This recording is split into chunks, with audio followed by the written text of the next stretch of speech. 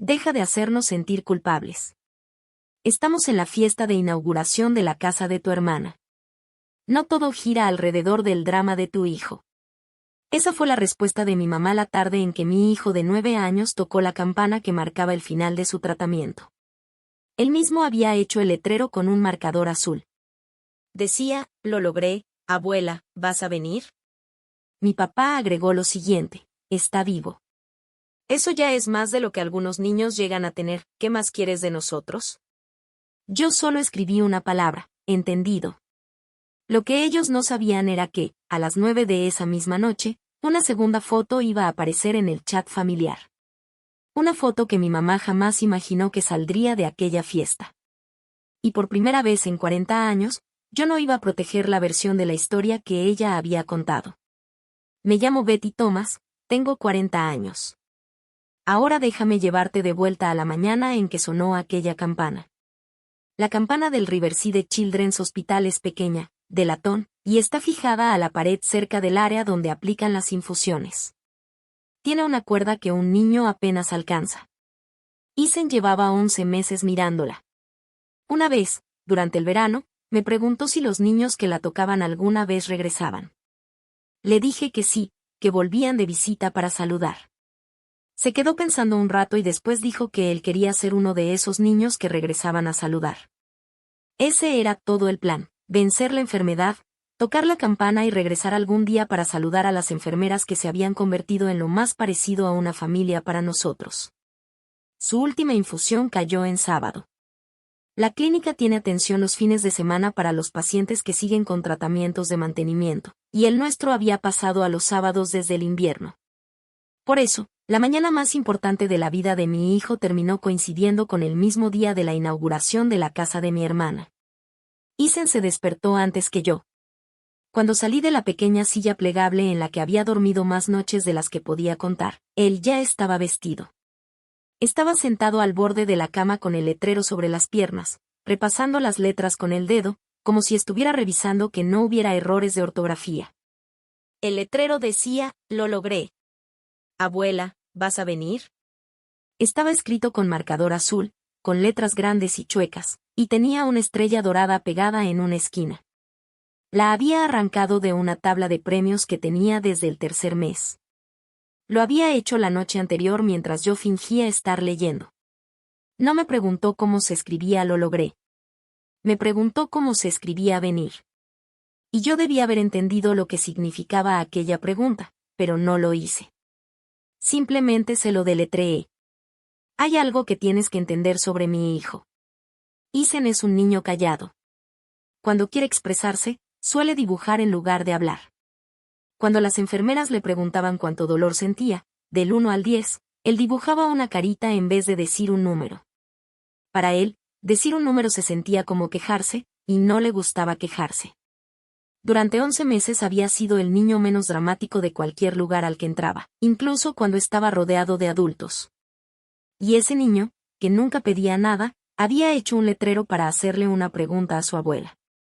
¿Puedo tocarla 2 veces?, le preguntó a la enfermera cuando ella desenrolló la cuerda y se la puso en la mano.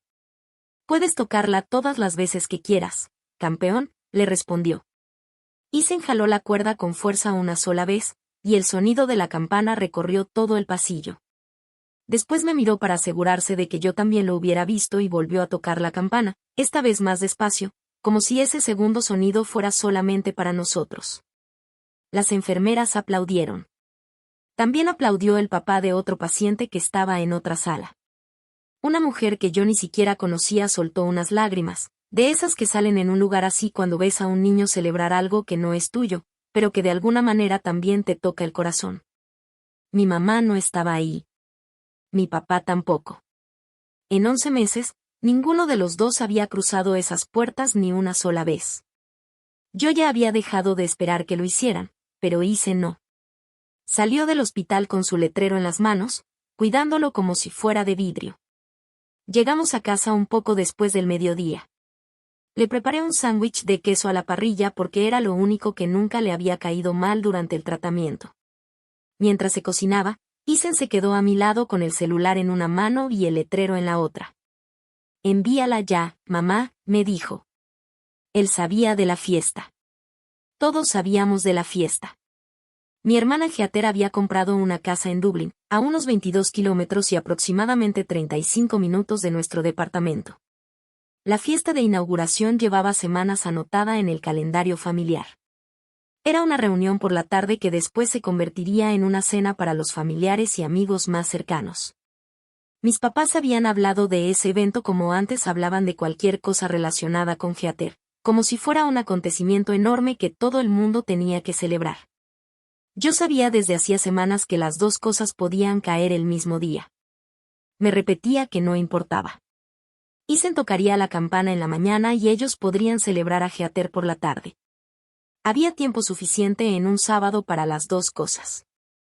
Así que poco después de la 1 de la tarde, tomé una foto de mi hijo en la cocina, sosteniendo su letrero. La estrella dorada brillaba con la luz que entraba por la ventana. La mandé al chat familiar y debajo escribí algo sencillo: lo logró. Fue su última sesión. ¿Quieres saber si van a venir? Aparecieron los 3 puntitos. Después desaparecieron. Luego volvieron a aparecer. Quiero ser sincera sobre lo que esperaba, porque creo que esa parte casi siempre se pierde cuando la gente cuenta historias como esta. Y justamente esa esperanza es la que más duele. Yo esperaba que mi mamá me llamara. No que mandara un mensaje. Que me llamara. Quería que pusiera a Ethan en altavoz frente a todos los invitados y que un grupo entero de personas escuchara a un niño de 9 años decir que había vencido el cáncer. Durante unos 90 segundos, mientras estaba parada frente a la estufa, pensé que tal vez esto sería lo que finalmente haría que mi mamá bajara la guardia. Que quizá esta vez algo dentro de ella cambiaría. Entonces llegó su respuesta: deja de hacernos sentir culpables. Estamos en la fiesta de inauguración de tu hermana. No todo gira alrededor del drama de tu hijo. Lo leí 2 veces. Después una tercera, buscando alguna palabra que hubiera entendido mal, alguna frase que pudiera cambiar el sentido de todo. Pero no había nada. El cáncer de mi hijo. Sus 11 meses de tratamiento. Su cabeza sin cabello. Las noches en aquella silla plegable. Su pequeño letrero. Para ella, todo eso era simplemente el drama de tu hijo.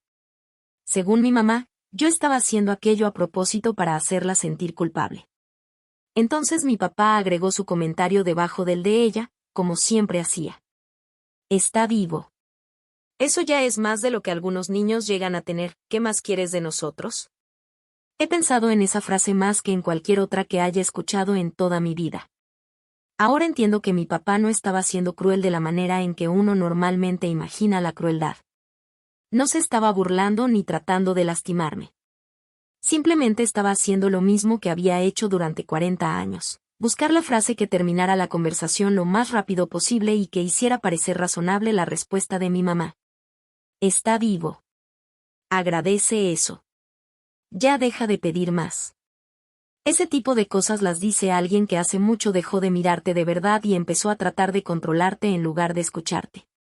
Pero un niño no entiende el mensaje escondido detrás de una pantalla. Solo escucha las palabras. Ethan seguía junto a mí con su letrero. No podía ver la pantalla, pero sí podía ver mi cara. Y durante 11 meses había aprendido a leer las expresiones de los demás, porque cuando estás enfermo, todo el mundo te dice que estás bien. Y terminas aprendiendo a fijarte si su cara realmente coincide con lo que están diciendo. Bueno, dijo. ¿Ella va a venir? Escribí una sola palabra en el chat familiar: entendido. Después dejé el teléfono boca abajo sobre la barra de la cocina y me agaché para quedar a su altura. Esa noche le mentí a mi hijo para protegerlo un poco más. Esta noche tu abuela tiene otro compromiso, campeón. Pero tú y yo vamos a hacer algo todavía mejor. Te lo prometo. Él asintió. Miró el letrero y luego lo dejó sobre la mesa de la cocina, con mucho cuidado y con la estrella dorada hacia arriba. Después volteó demasiado rápido y se fue a lavarse las manos para comer.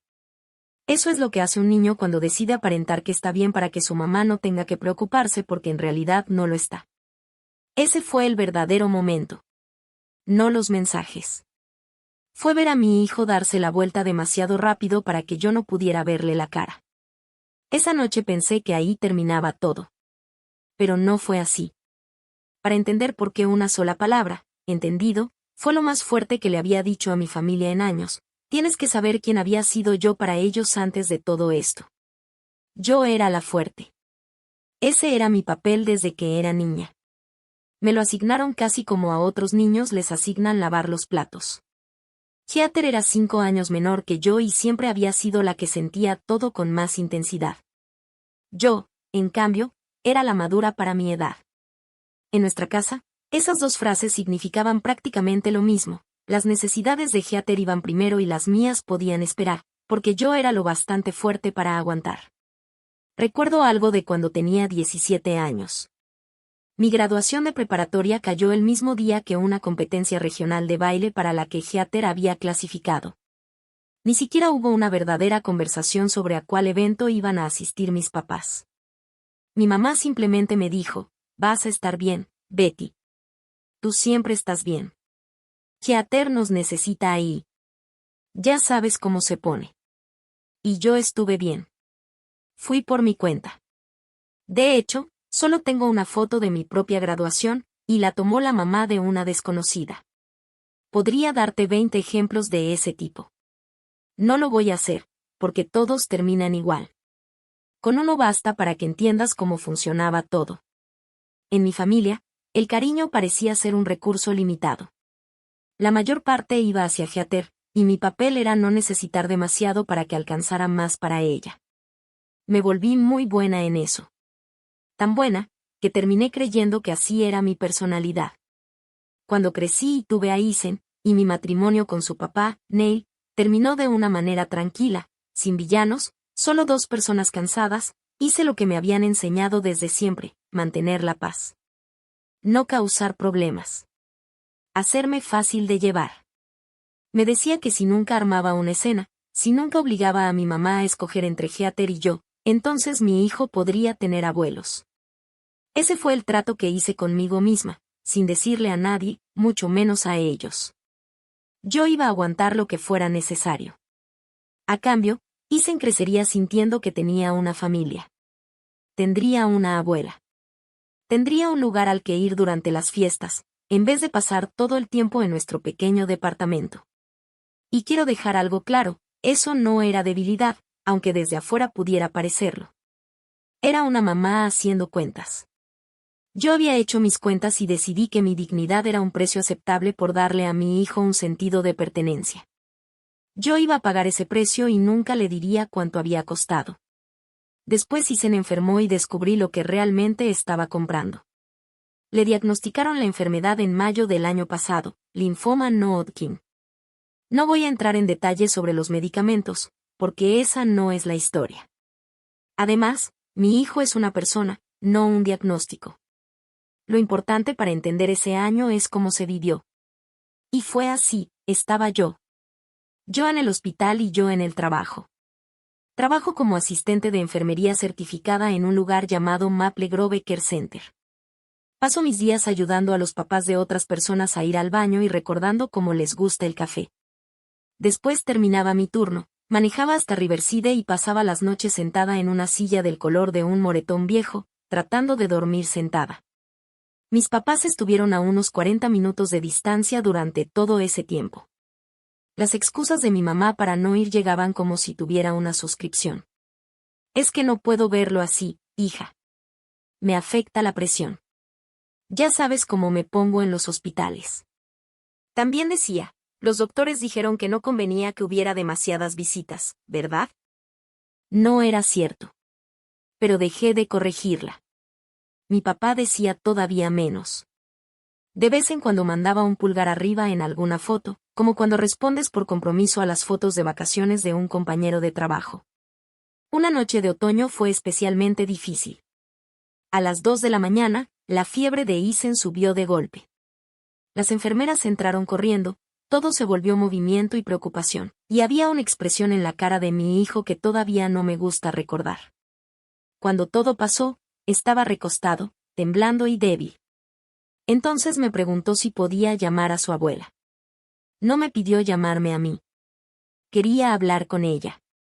Eran las 3 de la mañana, así que le dije que llamaríamos cuando amaneciera.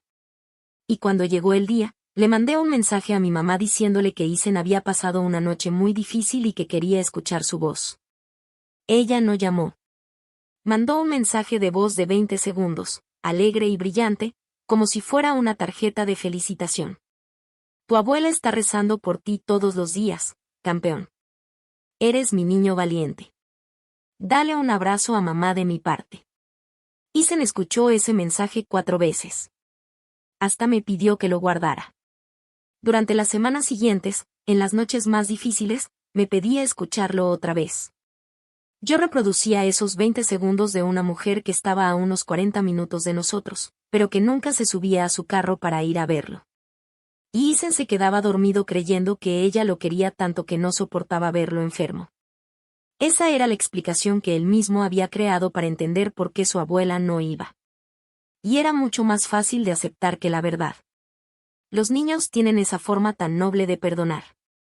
Por eso, 11 meses después, él todavía pensaba que si hacía un letrero y le preguntaba directamente, ella sí iría. Mi mamá le había enseñado a esperar su cariño desde lejos. Fue el regalo más cruel que le dio, aunque él lo confundiera con amor. Yo guardaba las pulseras del hospital. No sé exactamente por qué. Cada vez que Isen ingresaba, me ponían una pulsera de cuidadora, de esas que te permiten entrar y salir de la unidad. Y cada vez que regresábamos a casa, yo me la cortaba, pero nunca podía tirarla. Así que las iba guardando en un cajón. Al final tenía 11. 11 pulseras de papel, una por cada ciclo. En cada una aparecían mi nombre, el de Isen y una fecha. Eran 11 pruebas de que alguien había estado ahí. Mi mamá no tenía ninguna. Y eso no es una metáfora. El hospital registra quién entra a esa unidad usando su identificación. Si alguien hubiera revisado esos registros, habría encontrado mi nombre una y otra vez. El de ella, ni una sola vez. Yo todavía no sabía que ese cajón lleno de pulseras iba a terminar siendo importante. En ese momento solo pensaba que eran recuerdos del dolor que no había sido capaz de guardar en otro lugar. En medio de todo aquello, me encontré con una antigua vecina de mi mamá en el supermercado. Se llamaba Kalin Barnes y conocía a mis padres de la iglesia. Me tomó del brazo, se le llenaron los ojos de lágrimas y me dijo, tu mamá les ha contado a todos lo difícil que ha sido todo esto para ella. Qué suerte tienes de tenerla. Recuerdo haber pensado que era una forma muy extraña de decirlo. Difícil para ella. Pero estaba tan cansada que simplemente le di las gracias y seguí empujando mi carrito. Lo archivé mentalmente como otra de esas cosas incómodas que la gente dice sin pensar. No entendí, mientras estaba parada en el pasillo de los cereales, que acababa de recibir la primera pista de algo mucho más grande. No lo descubriría hasta meses después. Así era mi vida la noche del 11 de abril. Llevaba 11 meses de tratamiento. Había enviado una sola palabra. Tenía 11 pulseras guardadas en un cajón, un letrero sobre la mesa de la cocina y una historia sobre mí circulando por ahí que todavía no sabía que existía. A las 9 de la noche, una segunda foto apareció en el chat familiar. Yo no la había enviado. La mandó Kalin Barnes, la misma mujer que había encontrado en el pasillo de los cereales. Kalin era de esas personas que terminan siendo casi parte de la familia después de tantos años compartiendo comidas de la iglesia y reuniones familiares, así que estaba en el chat. Publicó la foto junto con un mensaje. Y ese mensaje importa, porque deja claro que ella creía estar haciendo algo bueno. Escribió, Sharon, tú eres el corazón de esta familia. ¡Qué recorrido tan increíble! La foto era de mi mamá. Estaba parada en la enorme sala nueva de la casa de mi hermana, con una copa en la mano, justo en medio de un brindis. Tenía la boca abierta, estaba sonriendo y se veía completamente feliz. Se veía increíble. Sana. Como una mujer que jamás hubiera tenido un solo problema de presión arterial en su vida. Y detrás de ella, colocado sobre un caballete para que todos pudieran verlo, había un letrero. No era el de Isen. Era el de ella. Uno impreso, de esos que puedes pedir por internet con una letra bonita. Decía, gracias a todos por estar conmigo durante este difícil proceso. Hice zoom porque al principio mi cabeza simplemente no podía aceptar lo que estaba leyendo. Y cuando acerqué la imagen, vi algo más. Algo que hizo que dejara el teléfono sobre la mesa y luego lo volviera a agarrar. Pegada en una esquina del caballete había una foto pequeña y decorativa de mi hijo. Ethan aparecía sin cabello, en medio del tratamiento. Era una de las fotos que yo le había mandado a mi mamá en privado meses atrás, durante uno de esos momentos en los que estaba tan vulnerable que todavía esperaba que ella sintiera algo. Ella había impreso esa foto y la había usado como parte de la decoración para un brindis sobre su propio supuesto momento difícil. Déjame decirte cuál había sido su difícil proceso. Había ido a una fiesta de inauguración de una casa. Eso era todo. Me quedé mirando la foto durante unos segundos. Y lo que sentí no fue la explosión de enojo que cualquiera esperaría. Fue algo mucho más silencioso y frío. Era como si de repente dos mundos que nunca debían tocarse se hubieran encontrado frente a mí. Estaba el mundo donde mi mamá era la abuela sacrificada, la mujer que supuestamente mantenía unida a la familia mientras su nieto luchaba contra el cáncer. La abuela que merecía oraciones, comida casera y un brindis en su honor. Y estaba el mundo en el que yo realmente vivía, donde ella nunca había cruzado una sola puerta del hospital. Durante 11 meses, mi mamá había mantenido esos dos mundos completamente separados. Y Colin Barnes, con sus buenas intenciones y su cámara, acababa de derribar esa pared y ponerlo todo en el mismo chat familiar donde yo podía verlo. Mi teléfono sonó antes de que siquiera terminara de procesar lo que estaba pasando. Era mi mamá. Contesté, pero no dije nada. Podía escuchar la fiesta al otro lado. La música, las risas y ese eco tan particular de una casa nueva, con el piso de madera recién puesto y todavía sin alfombras. Betty, dijo. Estaba llorando. Betty, por favor. Tienes que entender. Esa foto no es lo que parece. Yo he estado ahí para él. Diles eso. Por favor, no hagas esto con la familia. No hagas que parezca que soy un monstruo frente a todos. Quiero que notes de que estaba llorando. No estaba llorando por Ethan. No por la campana que se había perdido esa mañana. No por los 11 meses de tratamiento. Estaba llorando por una foto. Por cómo iba a quedar ella. Por lo que yo podía decir. Por primera vez, podía sentir que esos dos mundos se habían unido y ella ya no podía levantar la pared por sí sola. Necesitaba que yo hiciera lo mismo de siempre, ayudarla a reconstruirla. ¿Hacer qué, mamá?, pregunté. Solo había dicho una palabra, entendido. Hubo silencio. Y en ese silencio ocurrió algo que creo que ninguna de las dos comprendió por completo en ese momento. Durante 30 años, cada vez que mi mamá lloraba, yo iba hacia ella. Era automático, como cuando uno reacciona por instinto ante algo que lo asusta. Pero esta vez no me moví. Yo simplemente me quedé parada en mi cocina, escuchando como mi mamá lloraba mientras de fondo todavía se escuchaba la fiesta de mi hermana. Y entonces hice algo que nunca había hecho en mi vida, colgué yo primero. Me quedé ahí un rato. Después abrí mi laptop y escribí el nombre de mi hijo en el buscador. Las palabras de Colin en el pasillo de los cereales por fin habían conectado con aquel letrero de mi mamá, y una pregunta empezó a darme vueltas en la cabeza. Si mi mamá realmente había estado pasando por un momento tan difícil, si la iglesia había estado apoyándola, entonces tenía que existir una versión de ese año que yo nunca había visto. Y quería saber qué había dentro de esa historia. Esa noche no encontré la respuesta. La encontré a la mañana siguiente, y todo empezó, de manera bastante inesperada, con una lasaña. El domingo, alrededor de las 10 de la mañana, Rande Vaughan me mandó un mensaje. Rande organiza las comidas en Grace Fellowship, la iglesia a la que van mis papás. Es esa mujer que siempre trae una hoja de cálculo y se encarga de organizar quién lleva que cuando alguien está enfermo, pasando por un duelo o acaba de tener un bebé. Yo casi no la conocía, así que me pareció extraño recibir un mensaje tan amable y cercano de su parte. Pero todavía más extraño fue lo que decía. ¿A Ethan le gustó la lasaña? Siempre me preocupa que la ricota no llegue bien. Les estuvimos mandando comida a tu mamá durante todo el año. Espero que les haya servido.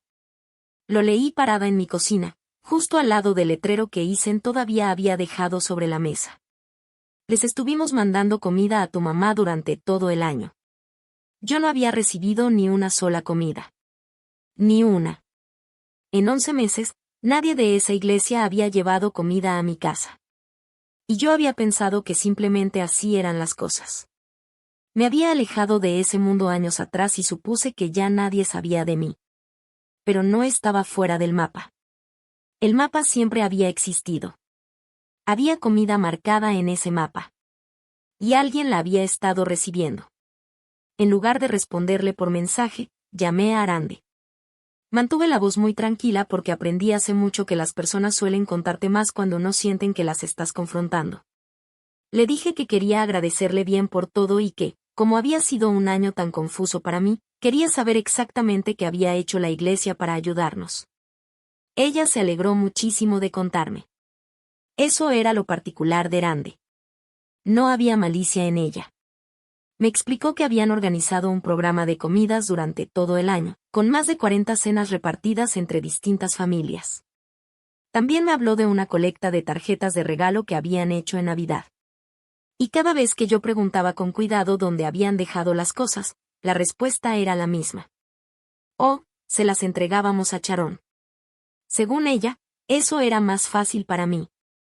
Pero entonces la voz de Arande cambió. Se volvió un poco más cuidadosa, más suave, como cuando alguien repite algo que ya empieza a parecerle extraño. Me dijo que el divorcio me había dejado completamente destrozada y que yo era demasiado orgullosa para aceptar ayuda directamente, así que habían pensado que era mejor hacer todo a través de mi mamá. Yo seguí hablando con calma y le pregunté si podía ver la hoja donde aparecían todas las entregas. Claro, respondió. Le tomo una foto y te la mando. Cuando llegó la foto, era exactamente lo que uno esperaría: fechas, platillos, nombres y una columna del lado derecho. Y arriba de esa columna, con la letra ordenada de Arande, había 3 palabras que terminarían siendo mucho más importantes de lo que ella podía imaginar: entregado a Charón. Pensé en las miradas de lástima que había recibido durante todo ese año en las reuniones de la iglesia. Yo había asumido que eran por Isen. Pero poco a poco estaba empezando a entender que quizá ni siquiera se trataba de él. Y entonces recordé que Arande también había mencionado la colecta de tarjetas de regalo, el fondo de Navidad y todo lo que habían reunido. Volví a mi laptop y busqué otra vez, pero esta vez de una manera mucho más específica. Y ahí estaba. Una página pública de recaudación de fondos, todavía activa. Llevaba 10 meses publicada. El título decía: Ayuda a Charón a cuidar al pequeño Isen. La organizadora aparecía como Charón W. Y la foto de perfil, la imagen que encabezaba toda la campaña, era la cabeza sin cabello de mi hijo durante el tratamiento. La misma foto que estaba en el caballete. Mi foto. Si llegaste hasta aquí y algo de esto te resulta familiar, como cuando una familia deja que una persona se lleve todo el crédito mientras otra hace todo el trabajo, quiero que entiendas por qué esto me golpeó tanto. Lo que encontré en esa página era mucho peor que el dinero. Porque ahora podía ver exactamente lo que mi mamá le había contado a toda una comunidad sobre mí. Leí cada palabra de esa página 2 veces. Había 26 actualizaciones publicadas a lo largo de 10 meses. Todas estaban escritas en primera persona. Y todas hablaban de ella. Otra semana difícil, pero Dios es bueno. Gracias por sostenerme. No sé cómo podría superar esto sin todos ustedes. Escribía sobre estar junto a la cama de Isen. Hablaba de lo mucho que todo aquello estaba afectándola. En una actualización del otoño, escribió sobre las largas noches en el hospital. Yo había pasado esas largas noches en el hospital. Ella había estado en casa, a unos 40 minutos de distancia, escribiendo sobre ellas. El total recaudado aparecía ahí mismo, en grandes números verdes y alegres, $8,900. Y, según lo que Arande me había explicado, había otros $2,300 aproximadamente en tarjetas de regalo que habían llegado por medio de la iglesia. En total, eran alrededor de $11,200. $11,200 recaudados usando el nombre de mi hijo y su cara durante el peor año de nuestras vidas. Y ni un solo dólar había llegado a nosotros. Lo sé porque conozco mis propias cuentas. Cuando tienes un hijo enfermo y necesitas pagar sus medicamentos, sabes exactamente cuánto dinero entra y cuánto sale. Yo había pagado cada copago con mi sueldo de asistente de enfermería y con una tarjeta de crédito que para febrero ya estaba mucho más endeudada de lo que debía. Había pasado noches enteras contando los copagos en la mesa de mi cocina, mientras mi mamá estaba contando donaciones por internet. Esa tarde del domingo me senté frente a la computadora con las dos cosas abiertas al mismo tiempo, mi estado de cuenta en una pantalla y su página de recaudación en la otra. El contraste era tan claro y tan cruel que, por unos momentos, ni siquiera encontré palabras para describirlo. Simplemente me quedé ahí, procesándolo. Me obligué a leer las 26 actualizaciones porque necesitaba saber exactamente qué había contado mi mamá. Una de las publicaciones de octubre me dejó helada. Escribió sobre haberle tomado la mano a Isen durante el peor momento. Sobre haberse quedado a su lado hasta la mañana cuando le dio fiebre. Octubre. La noche de la fiebre. La misma noche en que Isen había preguntado si podía hablar con ella y ella, en lugar de subirse al carro, había mandado esos 20 segundos de mensaje alegre. Ella no le había tomado la mano esa noche. Yo sí. Ella estaba dormida en su propia cama, a unos 40 minutos de distancia. Y después, en algún momento, se sentó a escribir aquella noche como si hubiera sido parte de ella. Como si hubiera estado ahí, viviendo cada segundo. Desconocidos lo leyeron y terminaron sacando sus carteras para ayudarla. Esa fue la publicación que me hizo pasar de estar fría a sentir algo todavía más profundo. Una cosa es no entrar a una habitación. Otra muy diferente es vender una entrada para una noche en la que nunca estuviste. La última actualización de su página estaba fechada el 9 de abril, 2 días antes de que Isen tocara la campana. Decía, rezando por fortaleza mientras nos acercamos al final de este camino. Ella estaba cerca del final de un camino que nunca había recorrido. Mi teléfono se encendió sobre la mesa. Era un mensaje de mi hermana Heather. ¿Podemos hablar en persona, por favor? Me quedé mirando la pantalla durante un buen rato. Heather y yo no solíamos hablar cara a cara. Ella era la hija favorita, la que siempre había recibido los beneficios, la que nunca tuvo que ver nada de esto porque nunca tuvo que mirar de frente lo que estaba pasando. Una parte de mí pensó que quería hablar conmigo para manejar la situación en nombre de mi mamá. Para apagar el incendio. Para decirme que lo dejara pasar por el bien de la familia. Ese era el papel que esperaba que desempeñara. Pero había algo en sus palabras. Antes de que siquiera pudiera responderle, escribió. Debí haberte enseñado esto hace meses. Eso me detuvo. Porque si alguien te llama para defender a otra persona, no suele decir hace meses. Dices eso cuando llevas tiempo cargando con algo. Casi no fui. Pero me alegra muchísimo haber ido. Antes de contarte lo que Heather me mostró, necesito explicarte algo que descubrí entre una cosa y otra, porque fue la parte que más me dolió. Y también fue lo que me hizo entender que, en realidad, el dinero nunca había sido lo más importante. Durante ese domingo y hasta el lunes hice varias llamadas con mucho cuidado. No llamé para acusar a nadie. Solo hice preguntas. Hablé con 2 mujeres de la iglesia con las que todavía tenía una relación más o menos buena y les pregunté, con calma, cómo habían entendido nuestra situación durante ese último año. Poco a poco, desde 3 lugares diferentes, empezó a aparecer el mismo retrato de mí. Y era un retrato para el que yo nunca había posado. En esa comunidad existía una versión de Betty Thomas que yo ni siquiera conocía. Y según esa versión, yo era un desastre. Era una madre soltera que no estaba pudiendo con todo. Frágil. Inestable. Una mujer a la que el divorcio había dejado completamente destruida. Alguien que, según la historia que habían escuchado, apenas podía llevar a su hijo enfermo a sus citas. Así que, por suerte, mi mamá había tenido que intervenir y encargarse de todo, el dinero, la comida y los cuidados. Una de las mujeres me lo dijo con mucha delicadeza, tratando de no lastimarme. Me confesó que llevaba tiempo rezando para que yo finalmente aceptara buscar ayuda profesional. Más de una persona me había sugerido que fuera a terapia. Y no porque yo lo hubiera pedido, sino porque mi mamá le había contado a un grupo de personas que yo me estaba derrumbando. Quiero explicar exactamente cómo me hizo sentir eso, porque me prometí ser honesta. No fue como recibir un golpe. Fue más parecido a descubrir que una habitación por la que habías pasado cientos de veces tenía un espejo de 2 vías, y que detrás de él había personas observándote todo ese tiempo.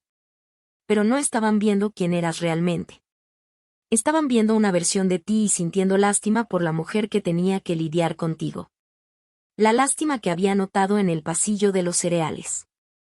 El tono cuidadoso de Rande. Las miradas de la gente. Nada de eso había sido por Isen. Había sido por Sharon. La pobre Sharon, cargando con su hija frágil y con su nieto enfermo al mismo tiempo. Y entonces todo encajó. La historia tomó una forma que, de una manera terrible, casi parecía perfectamente planeada. Mi mamá no solo había dejado de ir al hospital. No podía simplemente faltar al hospital, al mismo tiempo, recibir unos $11,000 y un año entero de comidas por ser la abuela entregada que supuestamente cuidaba a su nieto. Las cuentas no cuadraban. Alguien habría preguntado por qué la mamá del niño no se estaba haciendo cargo. Así que necesitaba una explicación. Necesitaba una hija destruida. Necesitaba que yo fuera el problema que ella supuestamente estaba resolviendo como una heroína. La mentira sobre mí no era una consecuencia secundaria de lo que estaba haciendo. La mentira sobre mí era la base de todo. Esa noche saqué el cajón donde guardaba las pulseras del hospital y puse las 11 sobre la mesa de la cocina, una junto a otra, al lado del letrero de Isen. 11 pulseras de papel con mi nombre, el suyo y las fechas. No sé exactamente qué estaba haciendo. Creo que solo necesitaba mirar la única evidencia que tenía en casa de quien había estado realmente ahí. Mi mamá les había contado a todos que ella había dado un paso al frente por ese niño. Y frente a mí estaban las pruebas de cada vez que yo había estado ahí, impresas en esas pequeñas pulseras del hospital. Me quedé sentada durante un largo rato. Después las guardé en un sobre porque tuve la sensación de que iba a necesitarlas. Luego subí a mi carro y manejé para encontrarme con mi hermana. Heather eligió el estacionamiento de un supermercado. Y eso me dijo algo antes de que siquiera pronunciara una palabra. No quería que nos viéramos en su casa nueva. Y tampoco quería que nuestra mamá supiera que estábamos hablando. Cuando llegué, ella ya estaba ahí, sentada en su carro. En lugar de pedirme que subiera al suyo, se pasó al asiento del copiloto del mío. Tenía el teléfono en la mano como si le quemara. No hizo conversación. Eso no era normal en ella. Hay un chat familiar, me dijo. Tú no estás ahí. Yo ya lo sospechaba, pero escucharlo en voz alta me afectó de todos modos. Heather giró el teléfono hacia mí y empezó a deslizar la pantalla lentamente para que pudiera leer. Era un grupo donde estaban mi mamá, mi papá, Heather, una tía y un par de primos. Y había meses enteros de mensajes de mi mamá, escritos con sus propias palabras, haciendo exactamente eso que yo solo había podido reconstruir hasta entonces a través de lo que otras personas me contaban.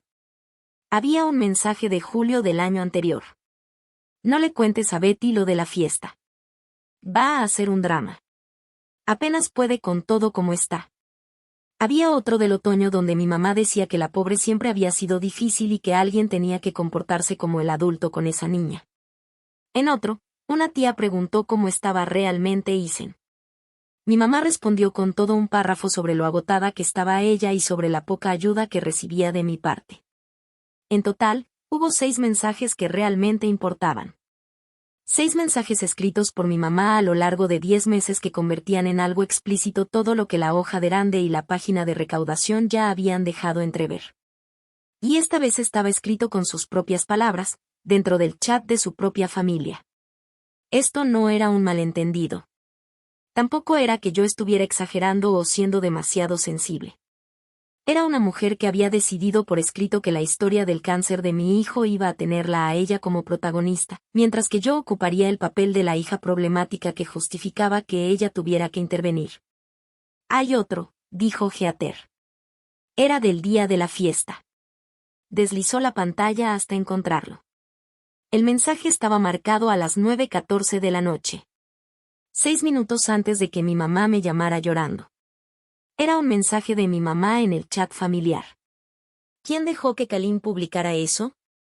Bórrenlo antes de que Betty haga un problema. 9:14. 6 minutos antes de las lágrimas. 6 minutos antes de decirme, no hagas que parezca que soy un monstruo. Mientras hablaba conmigo por teléfono y lloraba, estaba escribiendo en el chat familiar para organizar cómo desaparecer aquella foto. Ese llanto no era por tristeza. Era por controlar la situación. Ella sabía perfectamente que mostraba esa foto y lo que podía revelar. Intentó hacerla desaparecer antes de llamarme para tratar de manejar mi reacción. Toda aquella llamada había sido una actuación. Y yo había colgado sin saber hasta qué punto había tenido razón en hacerlo. Miré a mi hermana. ¿Por qué me estás enseñando esto ahora? Heather se quedó callada unos segundos. Ella nunca había sido una persona que se quedara sin palabras, pero en ese momento sí. Finalmente dijo. Porque te vi cuando mamá se levantó en mi fiesta. Hizo una pausa. La vi agradecerle a toda una sala por estar con ella durante un proceso que nunca vivió. Y yo aplaudí. Su voz cambió. Betty, estaba en mi propia casa. Y aplaudí por ella. Respiró hondo. He tenido el asiento más fácil toda mi vida. Nunca tuve que mirar, porque mirar siempre fue tu trabajo. Pero ya no quiero hacerlo. Ya no voy a seguir aplaudiendo. No me pidió que la perdonara, y quiero reconocerle eso. Tampoco convirtió la conversación en una escena sobre su propia culpa. No intentó que yo la consolara. No hizo lo que nuestra familia siempre hacía. Simplemente sostuvo el teléfono frente a mí y dijo: Dime dónde quieres que te mande todo esto. Ahí mismo, en el estacionamiento, me mandó todos los archivos a mi teléfono. Los 6 mensajes. El mensaje de las 9:14. Todo. Y quedaron guardados junto a la página de recaudación, la foto de la hoja de grande y las 11 pulseras del hospital. 11 pequeñas pruebas de quien había estado realmente ahí. Por primera vez, tenía todo en un mismo lugar. Y mi mamá no tenía idea de que yo había conseguido esas pruebas. Ese equilibrio duró hasta que alguien le contó que yo estaba haciendo preguntas. No sé quién fue. La iglesia era pequeña y las noticias corrían rápido. Pero para el lunes por la tarde, ella ya sabía que yo había hablado con Rande y me llamó. Esta vez su voz era diferente. No estaba llorando. Estaba midiendo cada palabra. Betty, hija, creo que aquí ha habido mucha confusión y no quiero que esto se salga de control ni termine lastimando a la familia. Dejó unos segundos de silencio. El fondo que siempre estuvo destinado para Isen, claro que sí. Solo lo he estado guardando hasta encontrar el momento adecuado. ¿Por qué no te hago un cheque esta semana? Dejamos todo esto atrás y lo mantenemos entre nosotros. No hay necesidad de involucrar a la iglesia en un asunto privado de familia. Ahí estaba. Un cheque ofrecido justo en el momento en que las pruebas ya existían. La misma mujer que durante 10 meses había contado una historia donde no había ningún fondo y donde yo estaba demasiado destruida para poder manejar uno. Ella no estaba arrepentida. Estaba negociando. Había visto las pruebas y había entendido perfectamente cuál era el verdadero peligro. El problema nunca había sido que yo estuviera lastimada. Ella había sobrevivido a verme lastimada durante 40 años.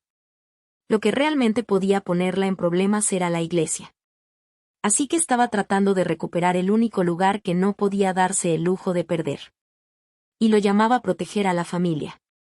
No quiero un cheque, mamá, le dije. Creo que lo que realmente la sorprendió fue que yo lo dijera en serio. Porque en ese momento ya no tenía nada que pudiera ofrecerme. Lo que ella había tomado nunca había sido dinero. Y dejó de ser un asunto privado desde el momento en que puso la cara de mi hijo en Internet. Cambió de estrategia en un solo instante. Así de rápido. Después de todo lo que he hecho por ese niño, empezó a decir. Y yo colgué por segunda vez en una misma semana. Esta vez fue más fácil que la primera. Fue entonces cuando decidió hacer ruido. Para el lunes por la noche, había publicado un mensaje largo en el chat familiar más grande, aquel en el que yo sí estaba. Era un mensaje lleno de dolor y reproches. Decía que ella había dejado todo de lado por ese niño mientras yo me derrumbaba. Decía que le rompía el corazón que ahora yo pareciera querer castigarla por haber dado un paso al frente. Y también aseguró que siempre había sabido que yo estaba celosa de Heather y que, en realidad, todo esto se trataba de eso. 3 familiares reaccionaron con mensajes de apoyo. Una tía escribió: «Eres una santa, Sharon. No dejes que esto te afecte». Yo no respondí. Quiero que pienses en eso un momento, porque fue lo más difícil que hice durante toda esta historia, aunque desde afuera pareciera que no hice absolutamente nada. Leí un mensaje donde me llamaban una hija rota y celosa que estaba castigando a su madre mártir. Vi como algunos familiares estaban de acuerdo. Y no escribí una sola palabra. No porque me faltaran cosas que decir, sino porque por fin había entendido algo. Las palabras eran el terreno de ella, no el mío. Podía hablar más fuerte que yo en cualquier habitación del mundo. Pero no podía superar lo que yo había hecho. Así que dejé que tuviera la última palabra en el chat. Yo conservé mi sobre. Y esperé. No tuve que esperar mucho, porque la historia ya había empezado a moverse por su cuenta. Resultó que, después de nuestra llamada, Grande regresó a su casa y volvió a mirar su propia hoja de registro, pero esta vez con otros ojos. Ella se tomaba muy en serio el programa de comidas de la iglesia. Para Grande era una forma de servir a los demás, así que también le importaba saber que 40 familias habían preparado cenas para un niño que nunca recibió ninguna. Llevó todo con el pastor. El martes recibí un mensaje suyo. Era cuidadoso y muy tranquilo. El pastor está preguntando por el fondo, ¿estarías dispuesta a venir el domingo para ayudarnos a entender lo que pasó? No hay ninguna presión. Entendí perfectamente lo que significaba esa invitación. No era un juicio. Grace Fellowship no era un tribunal, y yo tampoco estaba ahí para acusar a nadie. Era una iglesia pequeña tratando de entender si había pasado un año entero siendo engañada. Y la única persona que podía responder muchas de esas preguntas era la mamá del niño que aparecía en el cartel. Pensé en no ir. Pensé en cómo mi mamá iba a presentar mi presencia. La hija celosa que estaba sacando los problemas familiares a la luz, armando un escándalo dentro de la casa de Dios. Pero después pensé en las 40 familias, en las 40 cenas, en los $11,000 y en mi hijo de 9 años. Que aquella tarde en la cocina se había dado la vuelta demasiado rápido para que yo no pudiera verle la cara. Y entendí algo. Mantener la paz ya le había costado demasiado a mi hijo. Yo ya no estaba dispuesta a seguir pagando ese precio. Fui el domingo. No fui al servicio. Fui a la pequeña reunión que hicieron después, en el salón de convivencia. Había mesas plegables, café de máquina y unas 15 personas, el pastor, Grande y algunas de las familias que habían preparado las comidas. Mis papás también estaban ahí. Claro que sí. Mi mamá se había enterado de la reunión y llegó preparada para defenderse. Cuando entré, ya estaba hablando. Ya les estaba diciendo a todos que aquello era un asunto privado de familia y que su hija problemática estaba haciendo todo esto por rencor. No discutí con ella. Ya les había dicho que aprendí que discutir significaba jugar con sus reglas. Esperé hasta que el pastor me preguntó directamente si era verdad que yo nunca había recibido las comidas ni el dinero. En lugar de responder contando mi versión de la historia, puse mi sobre una de las mesas plegables y lo abrí. No estoy aquí para hacer una escena, dije. Y lo decía en serio. Creo que justamente por eso me escucharon. Estoy aquí porque ustedes me pidieron que viniera. Estos son los registros. Fui colocando todo sobre la mesa, sin levantar la voz y sin exagerar nada. Primero, la hoja de Grande, con su propia letra en la columna derecha, entregado a Sharon. Después, una copia de la página de recaudación donde aparecían los $8,900. La organizadora figuraba como Sharon W. Y arriba estaba la cara de mi hijo. Luego puse mis estados de cuenta, los copagos, el saldo que ya estaba en números rojos desde febrero y las 11 pulseras del hospital extendidas sobre la mesa. Cada una tenía mi nombre, el de Isen y una fecha. 11 veces había usado mi identificación para entrar a una unidad del hospital donde quedaba registrado cada ingreso. Y en todo ese tiempo, el nombre de mi mamá no aparecía ni una sola vez. No hice comentarios sobre lo que significaba todo aquello. Solo dejé las pruebas sobre la mesa. No hacía falta que yo dijera nada más. Rande se inclinó sobre su propia hoja y leyó en voz alta lo que ella misma había escrito. Entregado a Sharon. Y después se quedó callada. Ese silencio hizo más que cualquier discurso que yo pudiera haber dado. Todos en el salón lo entendieron. Se sentía en el ambiente. No porque yo les hubiera dicho qué pensar, sino porque aquel papel estaba hablando por sí solo. Entonces llegó la respuesta de mi mamá. Y tengo que reconocerle algo, no se rindió fácilmente. Esto es exactamente de lo que les advertí, dijo mientras se ponía de pie. Ella cambia todo. Siempre ha sido así. Ella es Betty. Díganles cómo es. Ahí cometió su error, aunque todavía no podía saberlo. Volteó hacia mi papá esperando que hiciera lo de siempre. Lo mismo que había hecho en mi graduación y cientos de veces después, apoyarla, agregar una frase debajo de la suya y terminar la conversación. Lo miró como quien busca un interruptor en la oscuridad, esperando encontrarlo exactamente donde siempre había estado. Pero mi papá no se levantó con ella. Estaba mirando la página de recaudación sobre la mesa. Los $8,900. Las pulseras del hospital. Y cuando finalmente habló, no se dirigió al resto del salón. Le habló a ella. Su voz era muy baja y le temblaban un poco las manos. Me dijiste que ella no quería que estuviéramos ahí, dijo. Todo este año me dijiste eso. Me dijiste que Betty no quería que fuéramos al hospital. Me dijiste que Isen estaba bien. Hizo una pausa. Douglas, tú me dijiste que no había ningún fondo. Levantó la mirada hacia ella. ¿Dónde están los $11,000, Sharon? Tengo que ser cuidadosa con esto, porque sería muy fácil convertir a mi papá en un héroe. Y no lo era. Durante 11 meses había respondido con simples pulgares arriba a las fotos del hospital. Él había escrito, está vivo, ¿qué más quieres?, después de todo lo que mi hijo estaba viviendo. No era inocente. Pero mientras lo observaba en aquella mesa plegable, entendí algo que era mucho más complicado. Mi papá no había planeado todo esto. Él fue la primera persona a la que mi mamá le mintió. Lo había manejado de la misma manera que había manejado a la iglesia. Le había dado una versión de mí y una versión de aquel año que le permitían mantenerse cómodo y no involucrarse demasiado. Y él había aceptado porque era más fácil aceptar esa versión que mirar la realidad. Además, llevaba 40 años aceptando lo que ella le decía.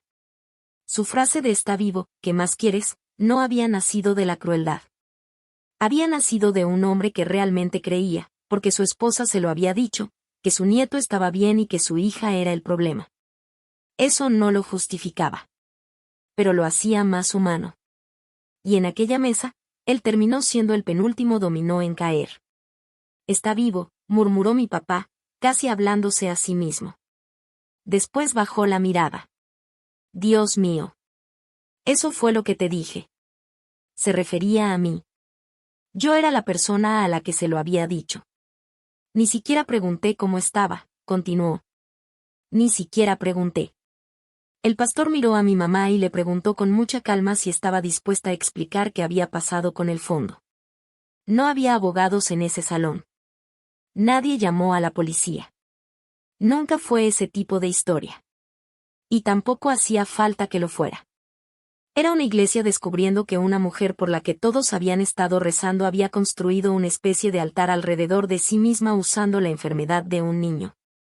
Y el respeto que una comunidad siente por alguien no se puede exigir ni recuperar por la fuerza. Simplemente se va. Yo podía verlo desaparecer de su rostro en rostro, ahí mismo, frente a mí. Rande ya no quería mirarla. Las familias que habían preparado las comidas tampoco.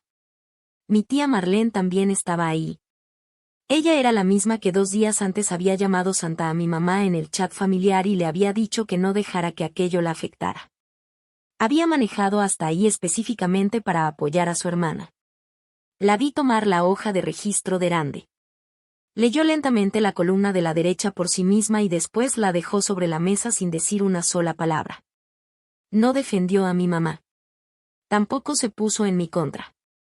Simplemente se quedó en silencio, como si estuviera procesando algo que le había cambiado la forma de ver todo. Ese silencio, viniendo de una persona que había llegado especialmente para ponerse del lado de mi mamá, dijo mucho más de lo que yo habría podido decir. Mi mamá siguió hablando. Dijo que le estaban atacando. Que sus hijos eran unos malagradecidos. Que ella siempre había intentado ayudar. Pero el ambiente ya había cambiado. Y por más que hablara, no podía hacerlo regresar a como estaba antes. Creo que por primera vez en su vida, mi mamá sintió lo que era estar en una habitación donde su versión de las cosas ya no funcionaba. Donde la historia podía sostenerse por sí misma, sin necesitar su permiso para ser creída. Yo no me quedé a ver cómo terminaba todo. Ya había conseguido lo que había ido a buscar. Y no era ver a mi mamá humillada. Me levanté, guardé mis pulseras y todos mis documentos otra vez en el sobre y salí al estacionamiento. El aire de abril estaba frío y limpio. Y me di cuenta de algo. No estaba temblando. Me sentía, de todas las cosas posibles, tranquila. 2 semanas después, todavía en abril, los árboles apenas empezaban a llenarse de hojas. Hicimos una verdadera fiesta para Isen. No fue en un club elegante. No hubo ningún brindis hablando del supuesto sacrificio de nadie. Fue en el patio de Rande, porque ella insistió. Estuvieron las familias de verdad. Las que habían preparado aquellas 40 cenas para un niño al que nunca habían conocido y que por fin iban a conocer. Llegaron unas 30 personas. La enfermera principal de Isen en Riverside llegó directamente después de su turno, todavía con el uniforme puesto. Cuando Isen la vio, hizo un sonido que yo no le había escuchado hacer en todo un año. Se quedó parado en el patio de Rande mirando a todas esas personas. Después se acercó a mí y me dijo muy bajito. ¿Todos vinieron por mí? Todos, campeón, le respondí. Había un pastel con 11 velas. No 9 por su edad. 11. Una por cada mes. Rande me había preguntado discretamente antes de la fiesta cuántas quería, y cuando vi el pastel salir de la cocina, tuve que contener las lágrimas. Isen todavía estaba tratando de entender si de verdad tenía permitido sentirse así de feliz. Entonces mi papá entró por la puerta del patio trasero. Venía solo. Sin charón. Se quedó en la entrada, como un hombre que no estaba seguro de que le fueran a permitir pasar. Y llevaba algo en las manos. Había traído el letrero de Isen. El original. Lo logré. Abuela, ¿vas a venir? El mismo que había estado sobre nuestra mesa de cocina. Mi papá había ido por él y lo había mandado enmarcar. No sé cuándo lo hizo. No se lo había pedido. Se acercó despacio a Isen y se agachó hasta quedar a su altura, igual que yo había hecho 2 semanas antes. Te debo como 100 visitas al hospital, hijo. No puedo cambiar eso. Y tampoco voy a fingir que puedo. Pero estoy aquí ahora, si tú quieres que esté. Isen lo miró fijamente. Mi hijo es muy cuidadoso con la gente. No entrega su confianza solo porque un adulto se la pida. Se quedó mirando a mi papá durante un buen rato. Después miró el pastel y finalmente dijo. ¿Puedes ayudarme a apagar las velas? He repetido esa frase en mi cabeza más veces de las que puedo contar. No era exactamente perdón. Un niño de 9 años todavía no tiene la misma idea del perdón que un adulto. Era algo mucho más sencillo y, creo yo, más sabio. Era un niño dándole a un hombre una pequeña tarea. Ayúdame con las velas. Como si le estuviera diciendo, puedes empezar por aquí. Después veremos. La cara de mi papá cuando volvió a ponerse de pie es algo que no voy a intentar describir. Hay momentos que no necesitan que uno encuentre las palabras perfectas. Más tarde, cuando la fiesta ya estaba terminando, Isen me hizo la pregunta que yo llevaba 2 semanas esperando. ¿Va a venir la abuela? Ese era el momento que más miedo me daba. Porque había una versión de mí que podría haberlo usado como arma. Podría haberle contado algo lleno de rabia, Algo verdadero pero demasiado pesado para un niño, y dejar que él cargara con todo eso. Tampoco quería volver a mentirle. Así que me agaché una vez más frente a él y le dije la verdad de la forma más sencilla que pude. No, cariño. La abuela no va a venir. Empezó a asentir. Ese sentimiento rápido que yo ya conocía demasiado bien. Pero luego le dije. Escúchame. La abuela les dice a otras personas que estuvo aquí. Miré alrededor del patio. Estaban la enfermera, grande, las familias que habían preparado las comidas y su abuelo. Ellos sí estuvieron aquí. No tuvieron que decirle nada a nadie. Simplemente vinieron. Hice una pausa. Esa es la diferencia entre ellos. Y es una diferencia muy importante. Ahora tú puedes decidir quién merece un lugar en tu mesa. No yo. Tú. Isen se quedó pensando, como siempre hacía cuando algo le importaba. Después hizo algo que no esperaba. Fue hasta la mesa de picnic, tomó una hoja de papel y el marcador azul que Rande había dejado para los niños. Escribió algo, dobló la hoja y regresó conmigo. Me la entregó boca abajo.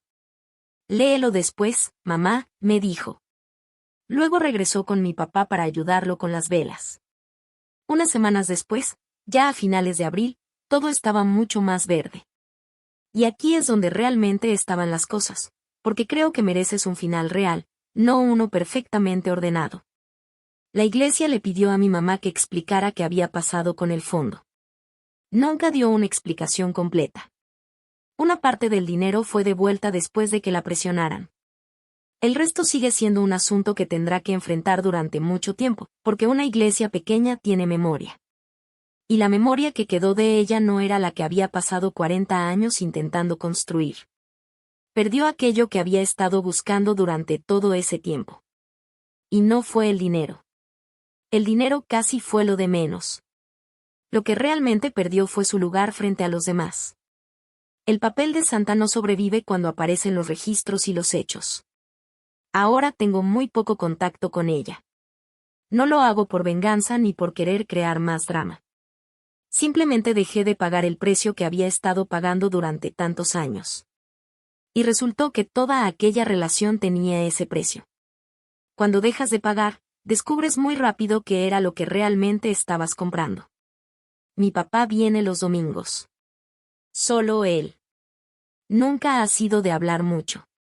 Pero ahora, a sus 66 años, está aprendiendo a preguntarle a mi hijo cómo está de verdad y a esperar su respuesta, en lugar de asumirla. Le faltan muchas visitas al hospital por recuperar y ya no tiene suficientes domingos para compensarlas todas. Lo sabe. Y aún así, sigue viniendo. Eso no es poca cosa. En mi familia descubrimos que presentarse cuando no hay nada que publicar puede significar muchísimo. Heather y yo ahora incluso hablamos cara a cara. Ella dejó de ocupar el lugar cómodo que siempre había tenido, y eso tuvo un costo. A nuestra mamá ya no le sirve mucho una hija que dejó de aplaudirle, y Heather aceptó pagar ese precio. Eso es algo que, sinceramente, nunca pensé que haría. No somos cercanas. Al menos todavía no. Pero somos honestas. Y la honestidad sí puede ser una base para construir algo. Aplaudir nunca lo fue. Y Isen tiene 9 años y está libre del cáncer. La semana pasada regresó a Riverside para saludar a las enfermeras, tal como habíamos planeado desde el principio. Sigue siendo un niño tranquilo. Le gusta dibujar y todavía observa las caras de las personas para comprobar si coinciden con lo que dicen. No sé si eso es una herida que algún día desaparecerá o una habilidad que lo ayudará durante toda su vida. Tal vez sean las dos cosas. Pero ahora sabe algo que yo no entendí hasta que cumplí 40. Y a él le tomó solamente una primavera aprenderlo. Sabe distinguir entre las personas que dicen que estuvieron ahí y las que simplemente estuvieron. Y también sabe que él puede elegir. No tiene que ganarse un lugar en la mesa de nadie por estar suficientemente enfermo, suficientemente agradecido, suficientemente callado o suficientemente pequeño. Ahora sabe que él decide. Los sábados hacemos cosas sencillas. Nada de grandes momentos ni fechas especiales.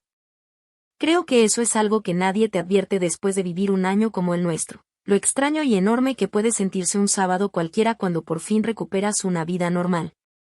El fin de semana pasado, Isen pasó 3 horas dibujando en la mesa de la cocina, igual que antes de que todo esto comenzara. Después me preguntó si podíamos tener un perro. Se frustró porque no conseguía hacer bien las sombras del perro que estaba dibujando y quería convencerme de que necesitábamos uno. No había nada en ese momento que mereciera una foto. Nadie habría recaudado dinero por eso. Era simplemente mi hijo, sentado a la mesa, siendo un niño de 9 años y queriendo tener un perro. Vivo. De una manera completamente normal y sencilla. Y eso era lo único que yo realmente quería que alguien viniera a compartir con nosotros. Al final, esa era la respuesta a la pregunta de mi papá.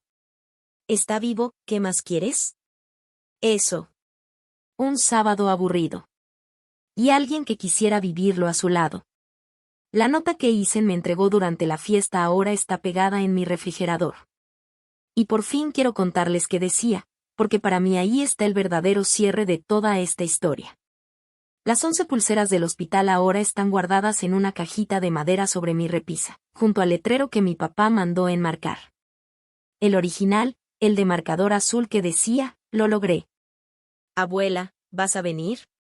Esa pregunta nunca recibió la respuesta que mi hijo esperaba. Ella nunca fue. Y, siendo sincera, nunca tuvo intención de hacerlo. Pero 2 semanas después, en el patio prestado de una casa, 30 personas que no le debían nada a Isen aparecieron por él. Y respondieron una pregunta que él ni siquiera había pensado hacer. En mi refrigerador está su nota, escrita con marcador azul. Tiene otra estrella dorada en una esquina, justo donde estaba la primera del letrero. Dice: lo logré. Y todos los que importan vinieron.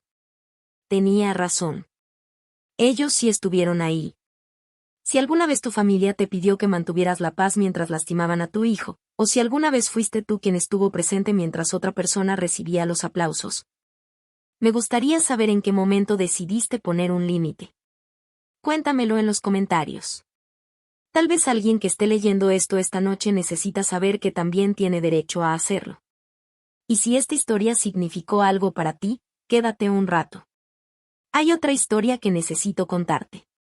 Porque las personas que realmente te quieren no necesitan publicar una foto para demostrar que estuvieron. Simplemente aparecen cuando no hay nada que presumir. A mí me tomó 40 años entenderlo. A mi hijo, solo una primavera.